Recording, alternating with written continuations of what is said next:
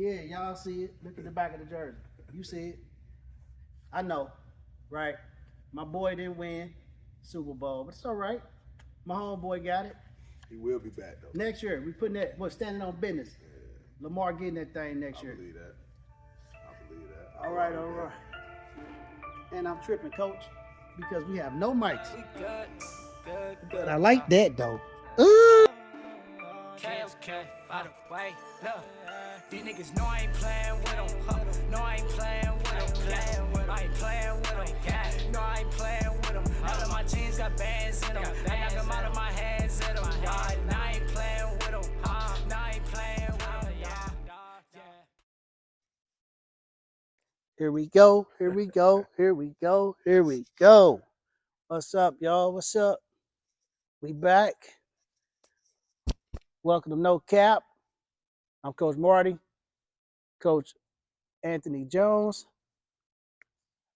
I'm excited. This young man is a really, really good dude, a great guy, my family. Let's show him some love. And I know tonight he's going to give you some nuggets that we haven't seen before, you know? But first, we got to handle this business. I want to give a shout out to our sponsor tonight. It's for Hustle and Heart. As you see, they sponsor this show for me. Give me the platform to speak my truth, to speak our truth, and to have some fun tonight. This is No Cap. And with No Cap, meaning I'm telling the truth. His truth, my truth. Tonight, that's what we're doing. And if it's cap, we got a problem. So here we go. I got a couple of questions for you. It's gonna be a question night. And tell me something about yourself. When did you get into coaching? Oh, let's skip that part. Tell me about your playing career. Okay. So all started back in Georgia. Born and raised in Augusta, Georgia. Um, my dad was the reason I got into football. Man, I loved the game. Nice. I always loved it. He didn't let me play till I got to middle school. Okay. Wanted me to kind of develop a little bit. Got into playing football. Before that, I was playing baseball, basketball, and then got into football. Man, I absolutely fell in love with it in Georgia. Man, it was really good to me. Did 2 years of high school ball at Brookwood High School in Snellville, Georgia. So you only played 2 years of high school football? Well, it was my so basically my freshman and my sophomore year was in Georgia, and then my dad got a promotion. So my father's been blessed with a lot of promotions. Nice. He worked for UPS. Okay.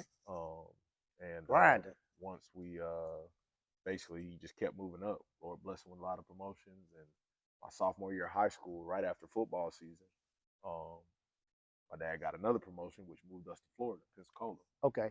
And it was cool because all the coaches were trying to get me to stay in my life. My dad was like, "Nah, my family goes with me." Yes, So definitely. we wound up going down to Pensacola, looking at high schools there, and I was blessed enough to go to Pace High School down there in Pensacola. Okay. Shout out to Coach Mickey Lindsay, Coach Smith, Coach Jernigan, all those guys that have impacted my life in a major way, man. A lot of the reason why I came to God in the first place. Okay. Question: what position did you play? Did you play offense, defense, or did you like? So I played running back. So in high school, I played running back and I played free safety. Now, how tall are you? I'm just running back, right? Yeah. Okay. Yeah. So I'm 6'2" and like some change. Right? And that's why I explained to people at the time when I was playing. Basically after high school, when I'm going to Troy University. Okay. And playing my college ball my first 2 years, and then Jacksonville State my last two. I played both running back and I played wide out. Nice. I played running back at about 225. Was what I carried, and then when I switched to wide out my senior year of college, I got down to probably about 210, 215, okay, somewhere in that range. Yeah, man, went into the draft, didn't get drafted, had a couple workouts for the league, didn't work out for me. I was playing arena ball for 4 years. Now, how did you like that experience? It was good, man. It was good. It's an experience, man. Playing in the IFL, man, getting a chance to do the AFL, man. It's an experience. You learn a lot from it, and you learn how to maneuver and play well in tight spaces. Yes. And it was cool though, man. And the atmosphere was fun. Got a chance to play in Billings, Montana. Nice. Sioux City, Iowa. I played in Richmond, Virginia, and I also played out in San Jose. So you well traveled, I must say. Yeah, man. Well traveled and really appreciative for it, man. But once I got out of playing ball myself, the thing that pushed me to coaching was coaching my little brother. Okay. And the crazy part about it is, you know, St. Louis was where I started coaching. Okay, so give me some insight on that. Where did you get your first like taste of coaching in St. Louis? Coaching my little brother for the O'Fallon Renegades. Okay. Yeah, You in my old stomping ground, huh? Yeah, Got man. the turkey bowl. Yeah, man. We in there kicking it. Right out there, right out this way, man. And that's when I realized like coaching was my calling and what I was supposed to be doing. So, any advice you give to guys that want to jump off into this field of coaching? This is my year 17 in high school sports coaching as well. I started coaching in little leagues as well. You started off coaching in the Pop Warner little leagues 1st. I did. Okay. And the thing about it is, you know, when you realize that this is what you meant to do, understand that there's levels to it, right? So you're gonna have to go through the grind of it, and you know, you're gonna have to start from the bottom and work your way up. You know, Okay. A lot of people don't get that hot and ready made success, man, and you know, you have to understand there's gonna be highs and low times with it. You know, as we talked about before, man, but it's just continuing to, you know, keep your faith, believe in, you know, who you are and what you stand for, and continue to work and trust that, you know, you're gonna get your blessing when you're supposed to. Definitely. And it's not gonna happen when you want it to happen. Trust me. You know? But it'll be on time. It'll be on That's time. what he say. Facts, That's man. what he say. Always on time, man. So. And no matter what the people like, you're gonna not mix with certain people and coaching staffs and different things of that way. But I noticed that if you grind and just stick to, like you said, stick to what your plan is, and just try to outwork people, I think you'll be successful. And I know you've been successful. And a lot of that too is learning. Okay. Like from every situation. Definitely. You know, with coaching, you learn, you know, the good, the bad, and the ugly. You know what I'm saying? You learn, you know, how to get along, how to maneuver, and you learn from every situation. You take that as a growth. Right? Okay. So it's like everything that I've been through, just as far as being a coach, you know, every situation I've taken something from that. I've worked to become a better coach from that. Or, you know, I've taken the nuggets that I've got from other coaches in other places, my other mentors, people who have impacted my life in a major way. You know, and I've grown from that too. I've taken those tidbits and put that to my game, added that to my team. I love the fact that you mentioned something about mentor. A lot, I would say that's a key to, like you said, moving forward in any business. I got mentors that mentor me, and outside of football, I do other things, and I always lean on those guys to get information that I don't know. I want to be around people that's smarter than myself, just to try to get up. That's just me. Is that cap or no cap? It's no cap, bro. Because the thing about it is this: you know, you have to understand. The moment you stop learning, the moment you stop growing, you need to get out of whatever you're doing and start to change and do something. And that's just Can you say that for the people in the back? You got to do what now? The minute you stop learning from, you know, whatever you're trying to do and stop growing, and you feel like there's no more growth point for you, then you need to figure out some sort of other avenue. Okay. And it's like, you know, that's the one thing I've learned. Always continue to try to pull nuggets from somebody else. Always trying to continue to grow, get better in some form of fashion, no matter what circumstance. You got to figure out something. There's always a tidbit that you can adjust, whether that be with coaching, whether that be playing ball for the kids, just playing. Okay. You know, whether that be an everyday job, everyday life, you got to, you know, put your best foot forward and become better. And guess what? There's always somebody working harder. Always. So Always. just don't try to skip to the top. Huh? Yeah, Trust the process? Don't trust it, man. And Okay. trust me, I'm a living testimony of it right now. Okay. You gotta trust it. I love it, man. I love it. Okay, got a question. You tell me what this means to you. What's disruptive coaches? Disruptive coaches. What is that? So Disruptive Sports Agency is the agency, my sports agency I've joined. Shout out to my agent, Okay. Alex, Big Al, man. He's been a big part of my life. We coached together. We've grown together through this profession. We worked together at Contra Costa College back in the day. Shout out to CC, all my CC boys out there, man, back in Richmond.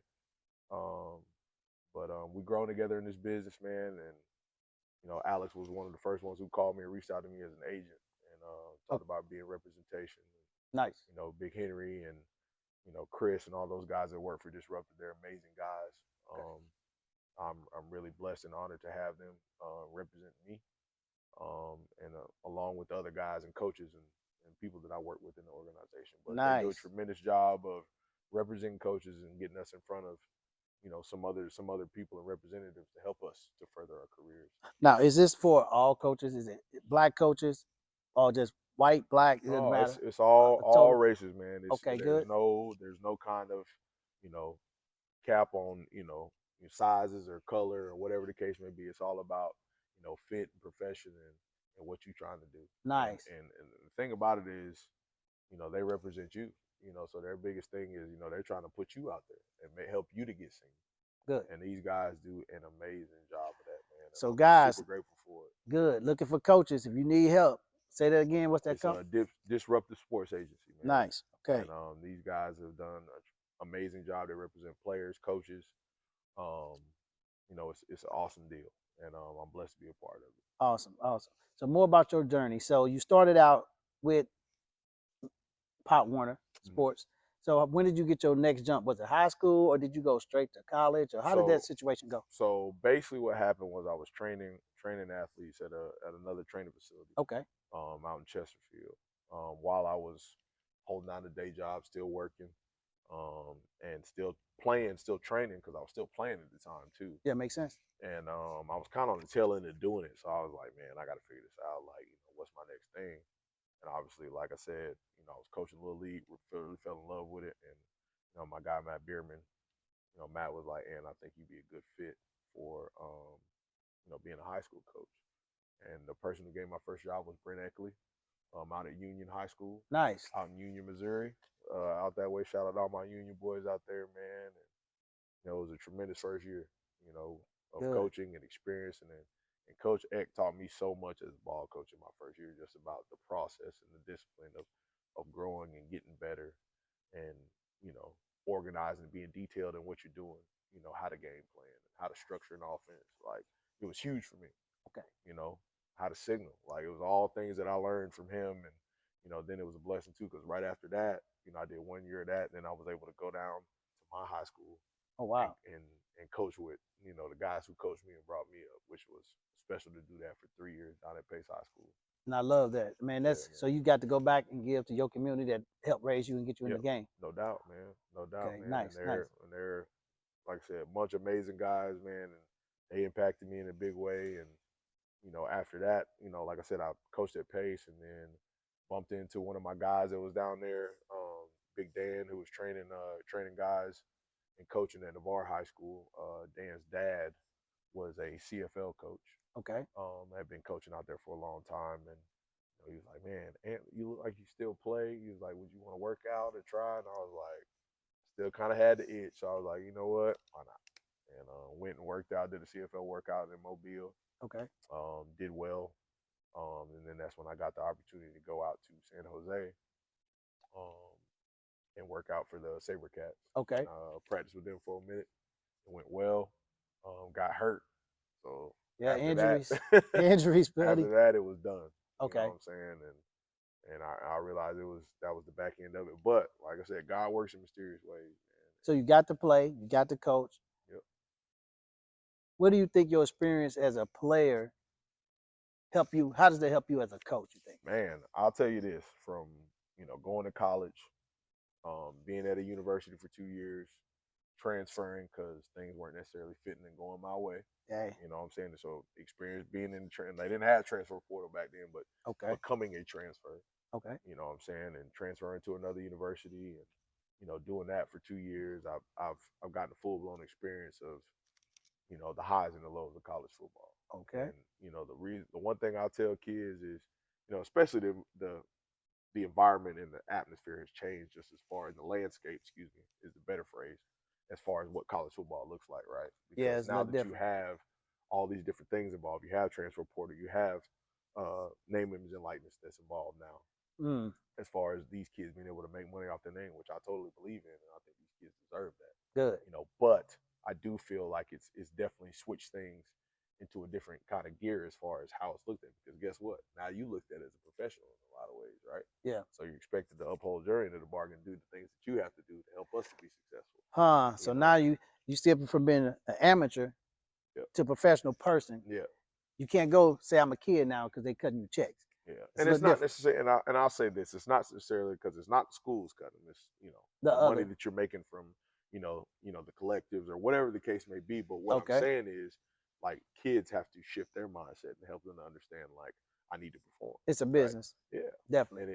and it changes that. And like I said, it for me and for guys who are my age or our age, and Yes. you know, and older than us, like they never had to experience that, right? So Hey, it's a it's different kind of game right now. different. It's a different game. But what I'll say tell the kids is this: understand this. You have to find a school that loves you, right? You have Facts. to find a school that appreciates you for you That's and is going definitely to no give you the cap. best. No cap, No man. cap. No Listen to cap, me. man. No cap. Don't assume they love you. They love you, they gonna show you love. Understand? Show me the money. Yeah. Show me the money.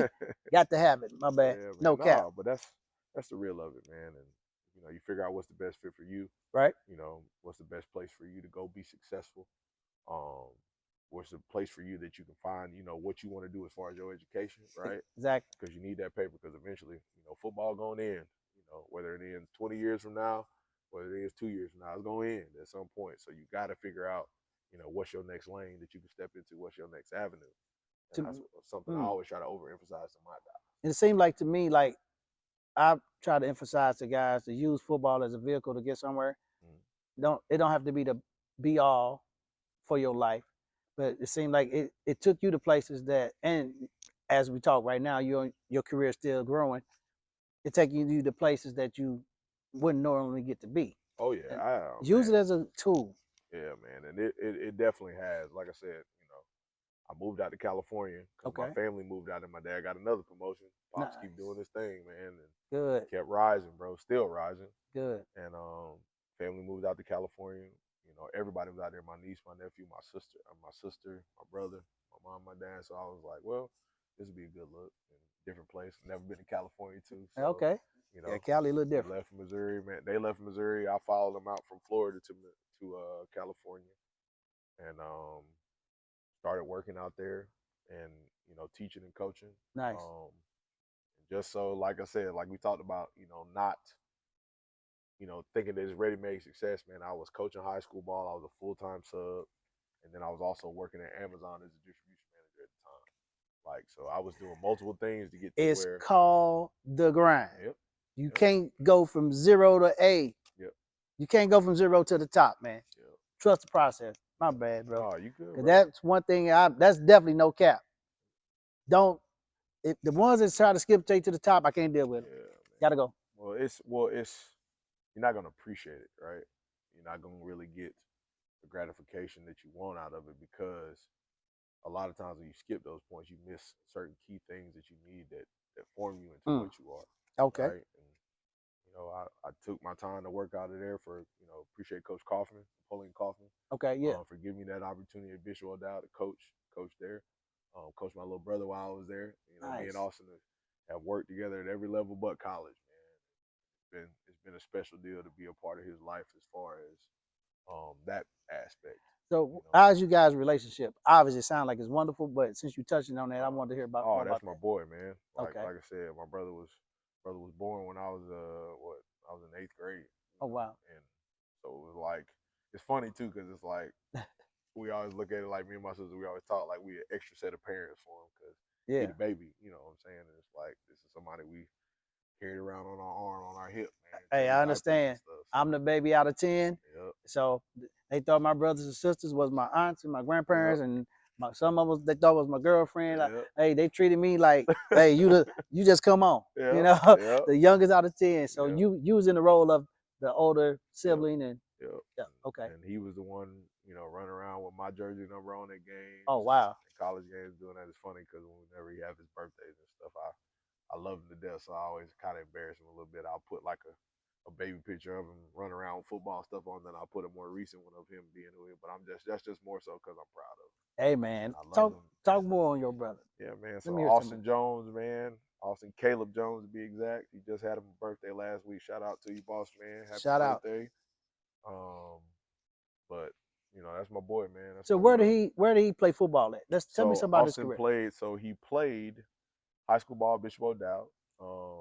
He was the second leader rusher behind Najee Harris as far as total rushing yards in Northern California history. Wow. Highly recruited coming out after high school, wound up going to Stanford. Nice. playing for Coach Ron Gould for 2 years, running back coach. Also one of my mentors. Shout out to Coach Gould, good dude. Good. Coaching for the Rams right now. And had a really successful year. Played 3 years at Stanford, did well. And then obviously with the shift of everything, his head coach wound up, stepping down and leaving.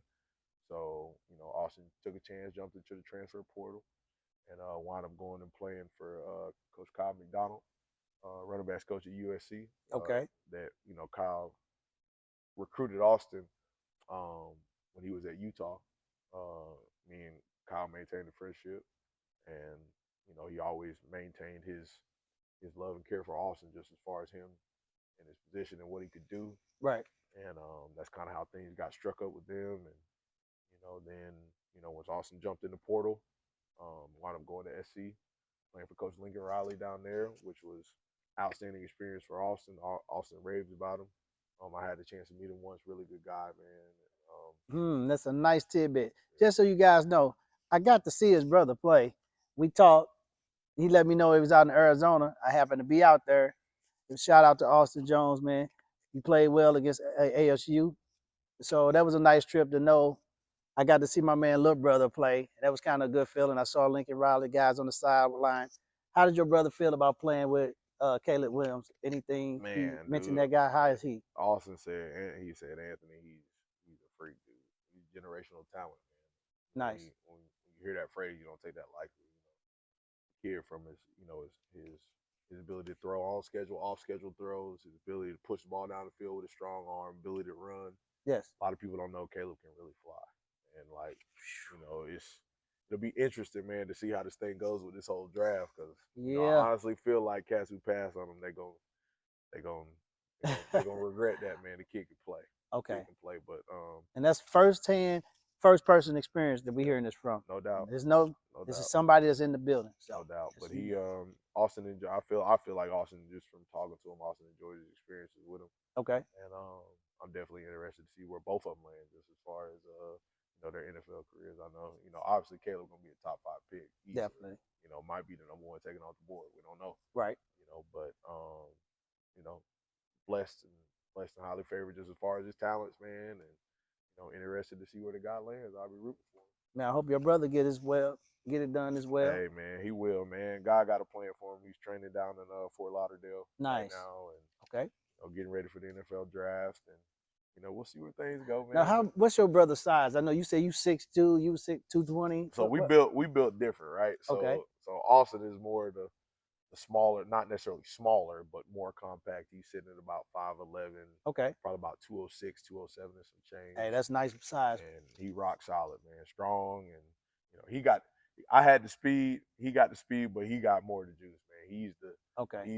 I could easily bow and say he the dude.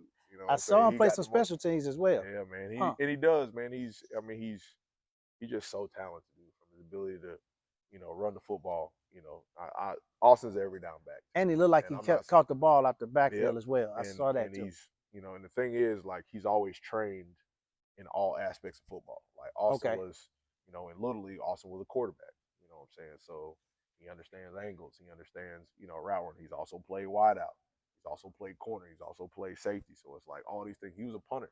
Okay. So he's a well-rounded. He just knows it. And the thing is too, I'm not saying that just because that's my brother, because people don't understand. Like, I'm probably the hardest critic of my brother than probably anybody. Okay. But I'm also one of those. I'm gonna give him his flowers when he deserves it, and the dude deserves his flowers. Well, I saw him in person, so that's no cap at all. And the guy looked good. Looked real good. So. And he's gonna continue to do it, man. And God's definitely blessed him, man. And and it's funny too, because I realized once he got to college that everything I went through as far as my college experience was for me to help him get through his college experience. That's awesome, I'm not man. saying it's more so of a supportive aspect. You know what I mean? And like he's gonna be a good pro. Hey, You're man, gonna hear his name a lot in the league. People need support, right? You can't do it without. So it's a lot of guys that don't have that opportunity or situation where they brother or they uncle or somebody can get behind them and mentor them. That's a blessing, man. So you shouldn't have to feel a certain way about. I would stick my chest out and be feeling great and proud about that. Yeah, no doubt. Shannon Sharp mentioned his brother all the time on Club Shay Shay, whatever. Yeah, He man. mentioned his older brother Yep, making Sterling him Sharp. better. You're right. You know, That's right. it's a lot of guys out there that push themselves or have their family members help hold them up, and I think that's a proud moment, man. You should be proud of that. Yeah, I am, man. Shout out to you, boss. Love you, bro. Appreciate it. So, I mean, you covered some things that I wasn't even thinking about, bro. You didn't went to, we didn't went around the world. Let me see. Is there anything else you got any questions for me? I'm supposed to be questioning you, but it's no cap. I'm cool with that.